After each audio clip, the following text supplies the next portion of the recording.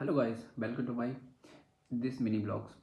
और इस ब्लॉग में सबसे पहले मैं आपको बताऊंगा कि यूपीएससी प्रिपरेशन करने वालों को सबसे पहले ये होता है कि दिल्ली जाना ज़रूरी है या नहीं। बिना दिल्ली जाए यूपीएससी की प्रिपरेशन नहीं हो सकती, या हो भी सकती या नहीं हो सकती। तो इस वीडियो में मैं आपको बताऊंगा दिल्ली जाना ज़रूरी है या नहीं है, और बिना दिल्ली जाए लोग यूपीएससी की प्रिपरेशन करते हैं और क्वालिफाई भी करते हैं और सिलेक्शन भी लेते हैं।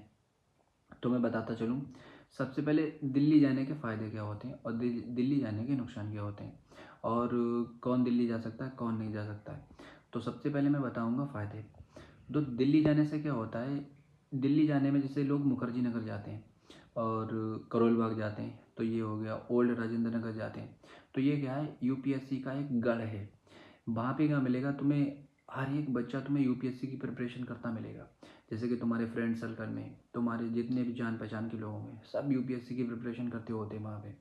तो वहाँ पे एक ऐसा माहौल होता है वहाँ पे पढ़ने का कि तुम्हें हर वक्त उसी के बारे में सोचना रहेगा। जैसे हर चीज़ अब एक ही दिन में एक ही बारे में सोचते रहते हैं, तो उसके बारे में तुम्हें बड़ा सोचने की, फिर उसमें पढ़ने की हिम्मत रहती है। दूसरी बात क्या होती, वहाँ पे जाके तुम्हें पढ़ने का दिल करेगा, मतलब दबा के। बिल्कुल ऐसा होता है, साथ वाला बच्चा पढ़ रहा है कि इसका प्रीलिम्स हो गया, इसका मेंस हो गया, तो उसमें देख के तुम्हें एक मोटिवेशन भी आता है, फिर पढ़ने के तुम्हारे पास एक प्रेशर भी आता है, फिर तुम उसे पढ़ते भी हो। दूसरी बात क्या होता है, वहाँ पे गाइडेंस बहुत मिलती है। गाइडेंस क्या होता है, वहाँ पे लोग जो होते हैं वो प्रीलिम्स और मेंस क्वालिफाई करे हुए लोग होते हैं। बहुत लोग ये होते हैं जो प्रीलिम्स क्वालिफाई कर लेते हैं, मेंस क्वालिफाई कर लेते हैं, जो इंटरव्यू में रह जाते हैं। तो उन्हें प्रीलिम्स और मेंस का तो इतना बड़ा एक्सपीरियंस होता है, तो वो सब गाइडेंस मिलती रहती है। मतलब आस पास में बैठे हुए लोग, ये नहीं पता कि प्रीलिम्स क्वालिफाई करा हुआ है कि मेंस क्वालिफाई करा हुआ है, इसमें ये है।